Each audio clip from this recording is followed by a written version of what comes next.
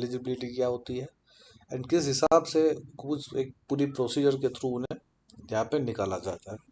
सो किसी दूसरे return constitution की तरह ही हमारा कॉन्स्टिट्यूशन भी अमेंडमेंट को किस हिसाब से फॉर्म किया जाना चाहिए, उसकी क्या क्या रिक्वायरमेंट्स होती है, उसके बारे में यहाँ पे लेंथी प्रोसीजर क्या करता है, फॉलो करता है। साथ ही साथ हमारे इंडिया के जो अंदर जो प्रोसीजर यहाँ पे बताई गई है वो ब्रिटेन में जितनी इजी, ब्रिटेन के कॉन्स्टिट्यूशन जितनी इजी भी नहीं है एंड यूएसए के कॉन्स्टिट्यूशन की जितनी टफ भी नहीं है। सो इंडियन कॉन्स्टिट्यूशन की जो पूरी एक क्रक्स कहो आप, कि वो क्रक्स आपको देखने को मिलेगा कि अमेंडमेंट प्रोसीजर ना ही हमारी रिजिड है ना ही इतनी फ्लेक्सिबल है। अब इंडिया के कॉन्स्टिट्यूशन के अंदर आर्टिकल 368 पार्ट 20 में आपको देखने को मिलेगा कि पार्लियामेंट के अमेंडमेंट पावर्स यहाँ पे जुड़े हुए हैं। इंडियन कॉन्स्टिट्यूशन का आर्टिकल 368 पार्ट 20 कुछ अमेंडमेंट प्रोसीजर के बारे में, पार्लियामेंट के अमेंडमेंट के पावर्स के बारे में डिस्कस करता है और उसकी एक प्रोसीजर, डिटेल प्रोसीजर यहाँ पे देता है। अब इसके अंदर कहा जाता है दैट द पार्लियामेंट में in exercise of its constituent power amend by way of addition, variation और repeal any provision of the constitution in accordance with the procedure laid down for the purpose। यहाँ पे 368 में कहा गया है कि Indian constitution की कंस्टिट्यूएंट असेंबली यानी कि हमारा पार्लियामेंट, उनके पास ये पावर दी जाती है कि वो किसी भी टाइप के प्रोविजन को ऐड कर सकता है, उसके वेरिएशंस के साथ उसे चेंज कर सकता है, या तो उसे रिपील यानी कि उसे खत्म तक कर सकता है। But the only condition is procedure जो यहाँ पे बताई गई है वही होनी चाहिए। बट यहाँ पे एक इंपॉर्टेंट चीज ये आती है कि parliament can not amend the basic structure of the constitution. अब सुप्रीम कोर्ट ने 1973 में केशवानंद भारती केस में ये चीज बताई कि पार्लियामेंट के पास ये बिल्कुल पावर नहीं है कि जो बेसिक स्ट्रक्चर था कॉन्स्टिट्यूशन का, उस बेसिक स्ट्रक्चर को क्या करे, अमेंड करे। जैसे कि अगर हम लोग बात करें तो पार्लियामेंट्री फॉर्म ऑफ गवर्नमेंट, ये आपके कॉन्स्टिट्यूशन में बताया जाता है कि there should be a council of minister headed by your prime minister who will be responsible for the operation of government of India. अब ये चीज जो बताई गई है ये हमारा बेसिक स्ट्रक्चर है। कल आके कोई ऐसा नहीं कह सकता कि भाई इंडिया के अंदर प्रेसिडेंशियल गवर्नमेंट आएगी। No, why? Because Kesavananda Bharati case में सुप्रीम कोर्ट ने कहा है कि आप इंडियन कॉन्स्टिट्यूशन के किसी भी बेसिक स्ट्रक्चर को अमेंड नहीं कर सकते, किसी की बेसिक स्ट्रक्चर के प्रोविजंस को अमेंड नहीं कर सकते। So again this is one of the crux, this is one of the milestone cases, Kesavananda Bharati case, जिसमें आपको ये चीज बताई जाती थी। अगर आगे देखें कि प्रोसीजर क्या है, तो आर्टिकल 368 के अंदर जो प्रोसीजर बताई गई है वो प्रोसीजर ऐसी है that an amendment to the constitution can be initiated only by the introduction of a bill for the purpose in either houses of the parliament and not in the state legislature। पहली and सबसे important चीज कि amendment processing जो है वो सिर्फ और सिर्फ आपके पार्लियामेंट के अंदर ही आएगी, स्टेट लेजिस्लेचर में नहीं आएगी। एंड पार्लियामेंट के अंदर आप कोई भी हाउस में इंट्रोडक्शन करवा सकते हो अमेंडमेंट बिल का, कोई भी हाउस इन द सेंस कि या तो वो लोकसभा में लाया जा सकता है या तो वो राज्यसभा में लाया जा सकता है, यहाँ पे कोई उसके बार नहीं है।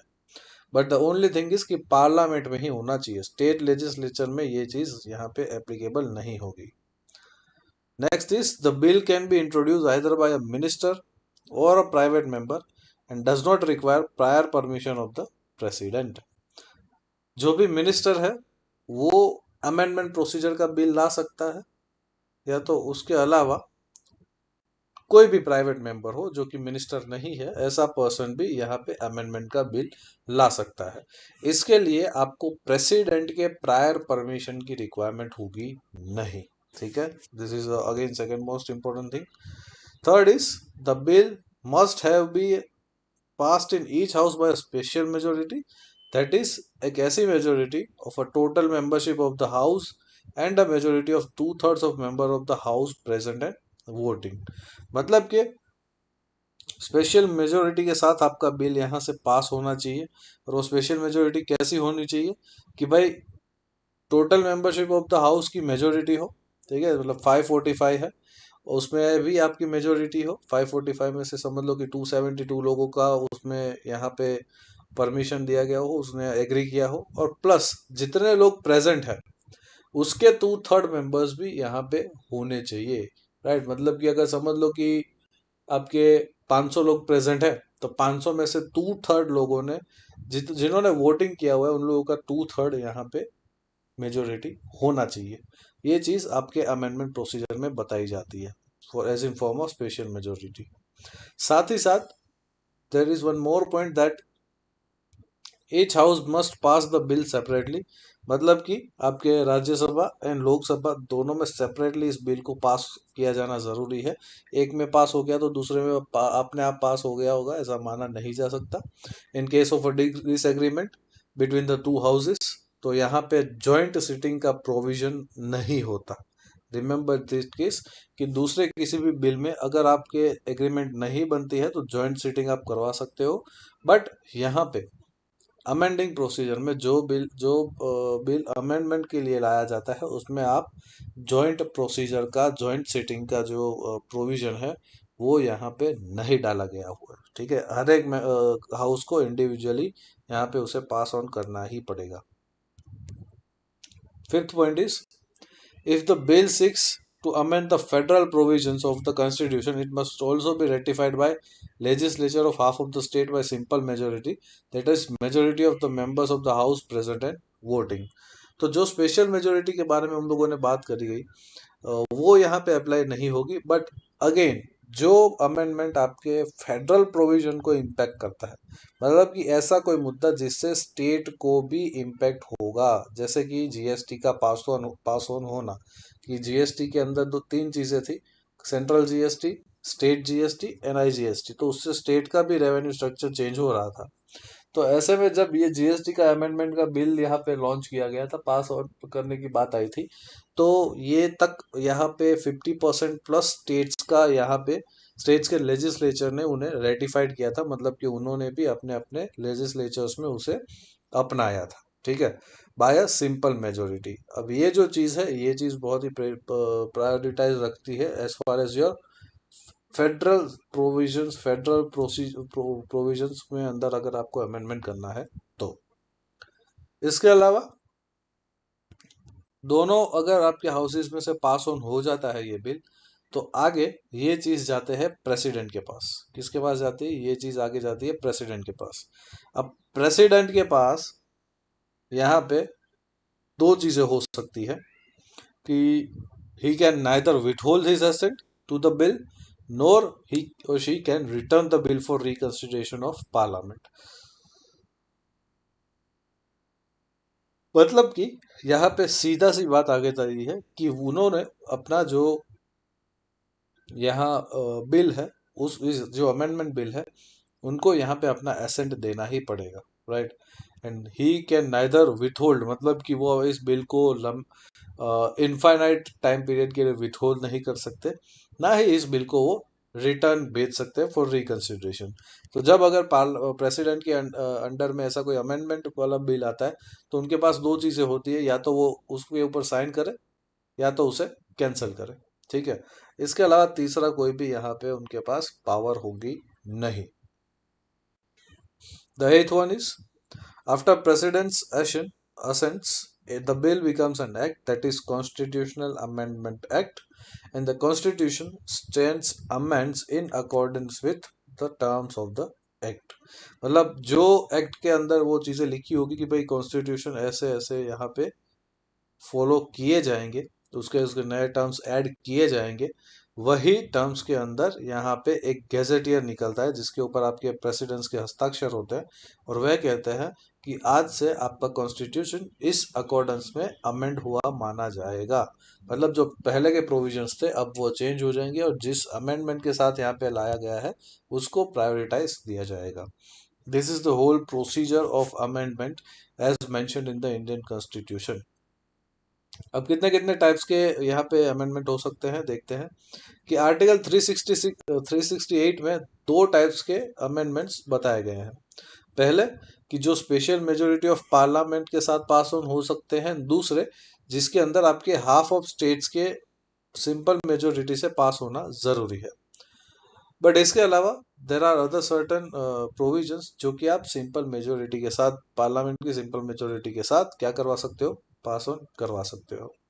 सो अगर बोला जाए कि कितने कितने टाइप से कॉन्स्टिट्यूशन यहाँ पे अमेंड हो सकते हैं, तो सबसे पहला amendment by the simple majority of the parliament, मतलब कि जितने भी लोग प्रेजेंट एंड वोटिंग है उसके मेजोरिटी से यहाँ पे आप उसको क्या करवाओगे, पास ऑन करवाओगे।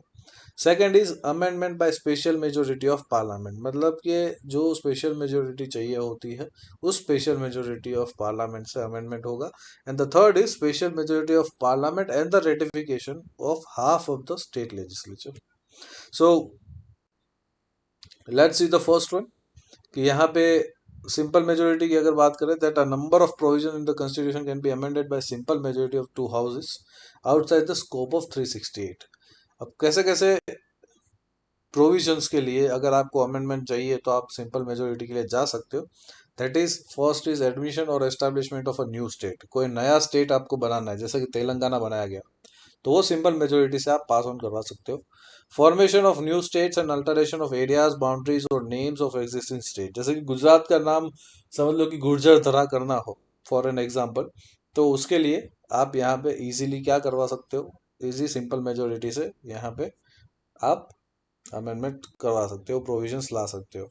इसके अलावा एबॉलिशन और creation of legislative council in states, यहाँ पे अभी आपको पता होगा कि रिसेंट टाइम में आंध्र प्रदेश के अंदर ये चीज चल रही है कि नए लेजिस्लेटिव काउंसिल, जो उनकी एग्जिस्टिंग लेजिस्लेटिव काउंसिल थी उसे वो लोग खत्म कर रहे हैं। तो इन दैट केस आपको यहाँ पे देखने को मिलेगा कि वो प्रपोजल उनको पार्लियामेंट में भेजनी पड़ती है, और पार्लियामेंट जो है सिंपल मेजोरिटी के साथ उसके ऊपर डिसीजन ले सकती है। सेकेंड शेड्यूल जो आपके अलाउंसेस, प्रिविलेजेस एंड जो भी पर्क्स हैं उसके बारे में डिस्कस करते हैं, प्रेसिडेंट के, गवर्नर्स के, स्पीकर्स के एंड जजेस के। तो जो ये सेकंड शेड्यूल के अंदर इन लोगों की सैलरी है उन सब चीज़ों के बारे में मेंशन होता है। इसमें अगर कोई आपको इंक्रीज डिक्रीज करना है तो वो प्रोविजन भी आपके सिंपल मेजोरिटी से आप करवा सकते हो। Fifth is quorum of parliament. अब कोरम इज क्या कि समझ लो कि 10 लोगों का क्लास है, 10 लोगों में से अगर 5 से कम मेंबर्स प्रेजेंट होंगे तो क्लास नहीं की जाएगी, ऐसा डिसीजन इज कोरम। ठीक है, मतलब मिनिमम 5 लोगों का होना जरूरी है तभी जाके आपका जो क्लास है वो रन किया जाएगा। तो इसी तरीके से पार्लियामेंट की भी कुछ कॉलम होती है, लाइक 50 की स्ट्रेंथ होगी तो ही आप पार्लियामेंट के ऑपरेशंस रन करोगे, अदरवाइज उसे रन नहीं करोगे। So this is the quorum. अगर इसमें भी कोई आपको चेंजेस लाना है तो आप सिंपल मेजोरिटी के साथ उसमें चेंजेस ला सकते हो। Salaries and allowances of members of parliament कोई चेंज लाना है इजी सिंपल मेजोरिटी के साथ। Rules of procedures in parliament, parliament के क्या क्या प्रोसीजर्स होंगे, रूल्स होंगे, उसमें चेंजेस, तो you can go with this. Privileges of the parliament, its members and it's committee, उन लोगों को बहुत सारे प्रिविलेजेस दिए जाते हैं कि भाई आप समझ लो कि जो भी आप यहाँ पे बोल रहे हो, मतलब as being a member of parliament, आप पार्लियामेंट के अंदर जो भी बोलोगे तो उसके ऊपर आपके ऊपर कोर्ट केस नहीं हो सकता। ठीक है, जैसे कि मैंने पार्लियामेंट में कहा कि गृह मंत्री को ये चीज़ नहीं बोलनी चाहिए, इसमें मुझे मान हानि हुई, तो ये चीज़ मैं सुप्रीम कोर्ट में लेके नहीं जा सकता। वाई? बिकॉज ये उसके प्रिविलेज है क्या, उसके अंदर कोई भी मेंबर अपना पक्ष रख सकता है पार्लियामेंट के अंदर। So being that having that privilege, यहाँ पे आपको वो चीज़ देखने को मिलेगी कि आपके ऊपर बोलने के ऊपर कोई केस होगा नहीं, जिससे आप फ्री एंड फेयर तरीके से अपना व्यू पॉइंट यहाँ पे प्रेजेंट कर सको। सो this is again one of the provisions जिसको आप लोग सिंपल मेजोरिटी के साथ क्या करवा सकते हो, पास ऑन करवा सकते हो। इसके अलावा use of English language in the parliament, अब ये प्रोविजन जो था वो कॉन्स्टिट्यूशन के एप्लीकेशन के 20 ईयर्स तक था कि भाई जब तक आपके, क्योंकि ब्रिटिशर्स का राज था तो इजीली हम लोग उससे बाहर तो आ नहीं पाएंगे, तो ये प्रोविजन लगा पाया कि आपको 20 ईयर्स के लिए जो है इंग्लिश लैंग्वेज आप चला सकते हो एट वंस, राइट। एंड उसके बाद अगर आपको चेंज करना है तो you guys have the power to change it with the simple majority. तो ये अगेन एक प्रोविजन बनता है जो सिंपल मेजोरिटी से पास हो सकता है। नंबर ऑफ प्यूजन जजेस इन द सुप्रीम कोर्ट, अब अगर देखा जाए तो according to the constitution you should have 35 जजेस, मतलब 1 + 34, ठीक है। 1 + 34, 1 is CJI and 34 normal senior जजेस। आपको कुल मिला के 35 जजेस होने चाहिए। अब ये जो 35 नंबर ऑफ जजेस का नंबर है वो चेंज हो सकता है कभी भी as per the simple majority provisions. उसके अलावा conferment of more jurisdiction on the supreme court, ठीक है। जैसे कि सुप्रीम कोर्ट के ज्यूरिस्डिक्शन में एक्सटेंशन लाना है तो अगेन उसके लिए simple majority. Use of official language, official language कौन सी होगी इंडिया के अंदर, उसके अगर आपको डिस्कस करना है तो you go with the simple majority. Citizenship acquisition and termination, आपको जो यहाँ पे देखने को मिला था रिसेंटली सिटीजनशिप अमेंडमेंट एक्ट, वो सिंपल मेजोरिटी से पास हुआ था। Election to parliament and state legislature, again simple majority. Delimitation of the constitution, कब काम आता है डिलिमिटेशन, आपको हर 10 या 20 साल में डिलिमिटेशन कमीशन देखने को मिलेगा, जिसके अंदर आपको देखा जाता है कि आपके पार्लियामेंट की सीट्स इंक्रीज की जाएगी। The reason behind that is कि 10-20 साल के अंदर आपकी पॉपुलेशन है वो बहुत ही इंक्रीज हो जाती है। सो पहले जो 5 करोड़ लोगों का रिप्रेजेंटेटिव था, अब वही चीज 10 करोड़ में कन्वर्ट हो गई। द रीजन बी पॉपुलेशन आपकी इंक्रीज हो गई। सो इस तरीके से अगर आपको मेजर करना है कि अब कितने लोग आप यहाँ पे रिप्रेजेंट करोगे तो यू रिक्वायर डिलिमिटेशन कमीशन। तो अगेन डिलिमिटेशन कमीशन के बाद अगर इस बार की बात करें तो आपके कुछ पार्लियामेंट की जो सीट्स है वो इंक्रीज होने वाली है 545 से समवेयर, मतलब इन टोटल हमारे पास कुछ 790 जितनी सीट्स है, तो वो इंक्रीज होके अराउंड अराउंड 890 जितनी होने वाली है, 100 सीट्स इंक्रीज होने वाली है पार्लियामेंट में। So again yes this is simple majority के साथ जा सकते हो। देन यूनियन टेरिटरीज, उसमें अगर चेंजेस लाने हैं तो उसके स्टेटस चेंज करने हैं तो you require simple majority. Fifth schedule जैसे कि schedule areas and schedule tribes का एडमिनिस्ट्रेशन, एंड सिक्स्थ शेड्यूल में ट्राइबल एरियाज का एडमिनिस्ट्रेशन जो है उसके अंदर आपको कुछ चेंजेस लाने हैं तो you have to go with the simple majority. अब दिस वाज द पार्ट कि जहां पे आपके सिंपल मेजोरिटी के साथ काम चल सकता था। नाउ ऐसी चीज है कि जहां पे सिंपल मेजोरिटी नहीं, आपको स्पेशल मेजोरिटी चाहिए, तो वो है कि जहां पे total membership means the total number of members comprising the house irrespective of the fact whether there are vacancy और एब्सेंटी। मतलब पहली चीज majority of 2/3 of members present and voting आएगा, मतलब समझ लो कि जितने भी लोग प्रेजेंट है और वोटिंग कर रहे हैं उसका 2/3 मेंबर्स होने चाहिए। मतलब 300 लोग हैं तो 300 में से 200 लोगों ने यहाँ पे वोटिंग किया हुआ होना चाहिए, ठीक है। 300 लोगों ने वोटिंग किया तो उसमें से 200 का यहाँ पे फेवर में आना चाहिए।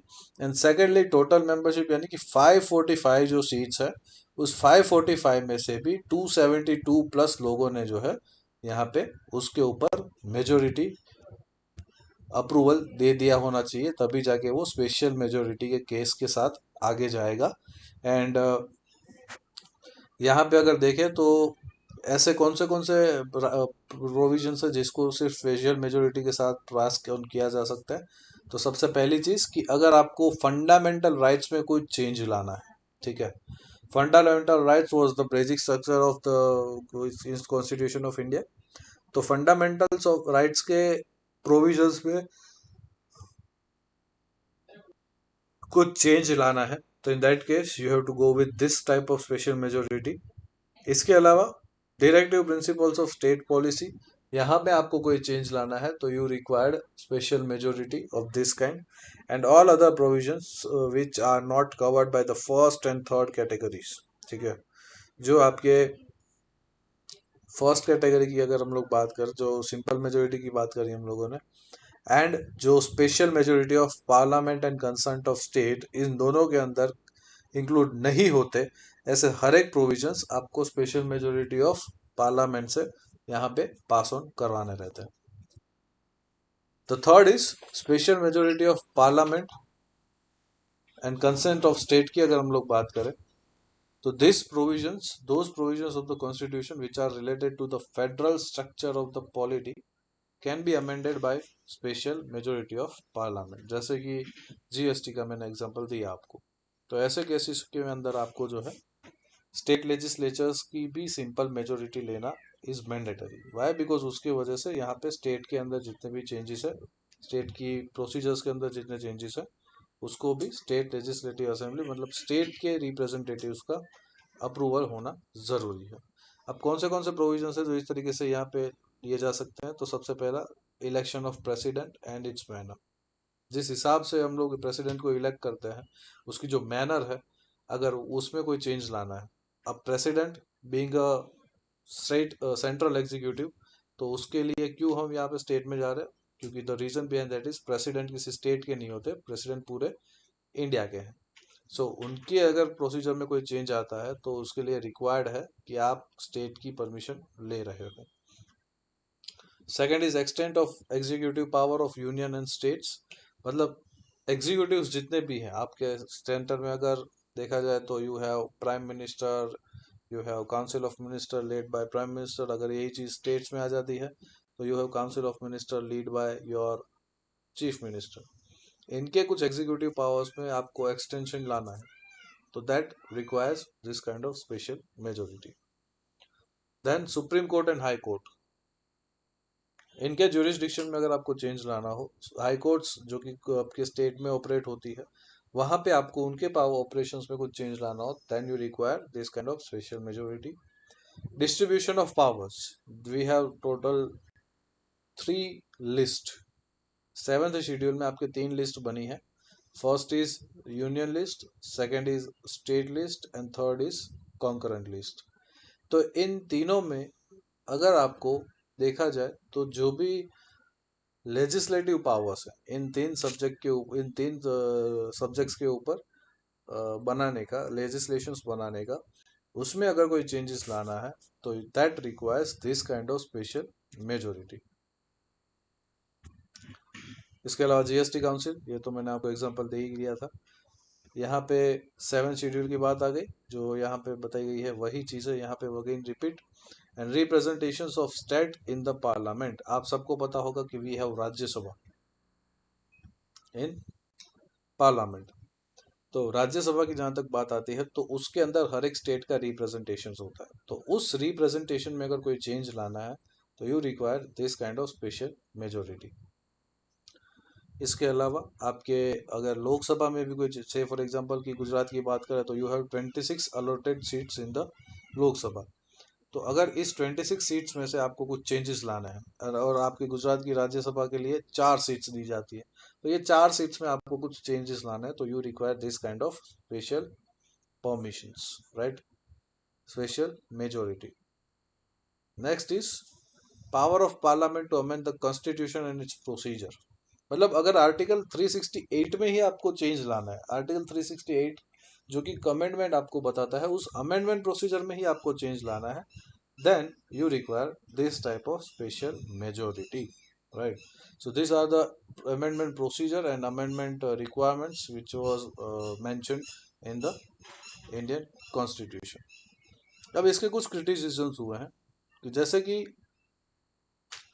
अगर बात करें कि कॉन्स्टिट्यूशन को अमेंडमेंट प्रोसीजर को कौन से ग्राउंड पर क्रिटिसाइज किया गया है, तो सबसे पहला ग्राउंड है कि there is no special body, there is no provision for special body like constitutional convention as in USA। कि यूएसए के अंदर अगर आपको अमेंडमेंट लाना है तो you require a separate formation of separate body जिसका नाम है कॉन्स्टिट्यूशनल कन्वेंशन। अब ना ही ऐसी कोई बॉडी इंडिया के केसेस में बनाई जाती है, ना ही स्टेट को ये पावर दिए गए हैं कि आप कॉन्स्टिट्यूशन को क्या कर सकते हो, अमेंडमेंट कर सकते हो, राइट। इसके अलावा अगेन यहाँ पे आप देख सकते हो तो power to initiate and amendment procedure to the constitution lies with parliament only. जबकि यूएसए में ऐसा नहीं है, यूएसए के अंदर स्टेट लेजिस्लेटिव में भी आप पार्लियामेंट ला सकते हो, ठीक है। हमारे इंडिया में स्टेट लेजिस्लेटर में आप पार्लियामेंट नहीं, आप अमेंडमेंट प्रोसीजर का कोई भी टाइप का बिल नहीं ला सकते, right, accept in one case कि जहां पे आप लेजिस्लेटिव काउंसिल को एबोलिश करने की रिक्वेस्ट भेज रहे हो फॉर द पार्लियामेंट। तो अगर गुजरात के अंदर आपको जो लेजिस्लेटिव काउंसिल है वो नई बनानी है, लेजिस्लेटिव काउंसिल यानी कि विधान परिषद, तो we have the Vidhan Sabha, but अगर आपको यहाँ पे विधान परिषद बनानी है तो you have to start the initiate the amendment procedure, and then अगर आपकी लेजिस्लेटिव में उसे पास ऑन किया जाता है तब आप उसे कहाँ भेजोगे, पार्लियामेंट में भेजोगे, एंड तब पार्लियामेंट उसके ऊपर डिसीजन लेगा। सो ये एक ही केस में यहाँ पे आप ऐसा कर सकते हो, अदर देन दैट हर एक केस में आपको यहाँ पे देखने को मिलेगा कि ये चीज अवेलेबल नहीं है फॉर इंडियन कॉन्स्टिट्यूशन। इसके अलावा जो हमारा कॉन्स्टिट्यूशन का मेजर पार्ट है वो यहाँ पे या तो कोई स्पेशल मेजोरिटी या तो सिंपल मेजोरिटी से क्या हो रहा है, अमेंडमेंट इजीली हो जा रहा है। बहुत कम केसेस में यहाँ पे आपके जो स्टेट लेजिस्लेचर है उसका रोल आता है, मतलब कहीं ना कहीं यूनिटरी बायस वाला ये फॉर्मेशन है कि भाई सिंपल मेजोरिटी या तो पार्लियामेंट की स्पेशल मेजोरिटी से ही आप ये चीज को अमेंड कर सकते हो, मतलब आप लोग सेंट्रल को थोड़ा सा ज्यादा अथॉरिटी दे रहे हो in compare to your state. Fourth is constitution does not prescribe the time frame within which the state legislature should ratify or reject and amendment submitted to them. जो भी पार्लियामेंट में थर्ड कैटेगरी थी, that is special majority and ratification by half of the state, तो यहाँ पे जो half of the state के ratification की बात है उसमें कोई टाइम लिमिट प्रिस्क्राइब नहीं करेगी कि भाई जब से उनको मिलता है बिल तब से 6 महीने के अंदर उनको ये चीज अप्रूव करनी होगी, या 3 महीने के अंदर या 1 साल के अंदर, ऐसी कोई स्पेसिफिक बात यहाँ पे बोली गई नहीं है, कोई स्पेसिफिक टाइम फ्रेम नहीं दिया गया। तो अगर उनका अप्रूवल नहीं मिलता तो वो चीज वहीं पे लटक जाएगी, right. Fifth point is there is no provision for holding a joint sitting. जहां पे डेडलॉक जैसी कंडीशन आती है कि दोनों हाउसेस में एक हाउस कहता है कि okay we are going with it, दूसरा हाउस कहता है कि ओके हम लोग इसके साथ नहीं जा रहे, तो दो में से कहीं पे भी आपको ये चीज देखने को मिलती है तो यहाँ पे जॉइंट सिटिंग का जो पूरा फॉर्मूला है वो अप्लाई नहीं होता, और दूसरे सारे प्रोविजंस में जॉइंट सिटिंग अवेलेबल है, बट यहाँ पे अमेंडमेंट प्रोसीजर में joint sitting is not available. Sixth is process of amendment is similar to that of legislative process except your special majority, ठीक है। जो कॉन्स्टिट्यूशनल अमेंडमेंट बिल्स हैं उसकी जो प्रोसीजर्स है उसको सिमिलर वे में ऑर्डिनरी बिल्स के फॉर्म में ही यहाँ पे क्या करी जा रही है, डील करी जा रही है, उसको कोई वैसे स्पेशल मेजोरिटी नहीं दी, स्पेशल ट्रीटमेंट नहीं दी जा रही, राइट। तो it is almost similar to other ordinary bills, यहाँ पे कोई नई प्रोसीजर उसके लिए नहीं है except your special majority. Then seventh criticism आपको देखने को मिलेगा, the provision relating to amendment procedure are too sketchy, ठीक है। अगर हम लोग देखने जाए तो ये चीज जो है बहुत ही वाइडर स्कोप रखती है कि अगर आप अमेंडमेंट कर रहे हो और वो अमेंडमेंट भी यहाँ पे subject to the judicial review आता है, मतलब जुडिशियल सुप्रीम कोर्ट में अगर आपके कॉन्स्टिट्यूशन के आपके अमेंडमेंट के ऊपर क्वेश्चन उठा तो हो सकता है कि इतना टाइम जो आप लोगों ने यहाँ पे दिया था वो सारा का सारा वेस्ट हो सकता है, अगर वो सुप्रीम कोर्ट को लगा it is not just, it is not par with the constitution, तो वो चीज यहाँ पे कैंसिल तक हो सकती है। सो अगेन आपको देखने को मिलता है कि this is the criticism of your amendment and its procedure in as mentioned in the Indian Constitution. So यहाँ पे आप देखोगे कि ये प्रोसीजर जो है पूरी वो ना ही फ्लेक्सिबल है और ना ही इतनी इजी है और ना ही इतना रिजिड है कि कोई उसे चेंज नहीं कर सकता है। तो केसी ने यहाँ पे केसी वियर ने ये चीज बताई गई थी कि it strikes a good balance between flexibility and rigidity. K C Wheare करके जो हमारा एक्सपर्ट है, पॉलिटिकल एक्सपर्ट है, वो कहता है कि इंडियन कॉन्स्टिट्यूशन का ये जो पोर्शन है, प्रोसीजर है अमेंडमेंट का, it strikes a good balance between flexibility and rigidity. जबकि पंडित जवाहरलाल नेहरू ने कहा था कि while we want this constitution to be as solid as and permanent as we can make it, there is no permanence in the constitution, and there should be certain flexibility. If you make any constitution rigid and permanent, you stop the nation's growth and the growth of a living vital organic people. सो पंडित नेहरू भी कहते हैं कि आपको constitution banana is mandatory, लेकिन कोई भी constitution इतना permanent नहीं होना चाहिए, इतना सॉलिड नहीं होना चाहिए कि वो चेंज को एडॉप्ट कर सके, एडॉप्ट ही ना कर सके, क्योंकि अगर चेंज को आप एडॉप्ट नहीं करोगे तो आपका नेशन का ग्रोथ वही के वही अटक जाएगा। तो ऐसे में रिक्वायर्ड है कि कॉन्स्टिट्यूशन थोड़ा सा रिजिड भी हो और थोड़ा सा फ्लेक्सिबल भी हो।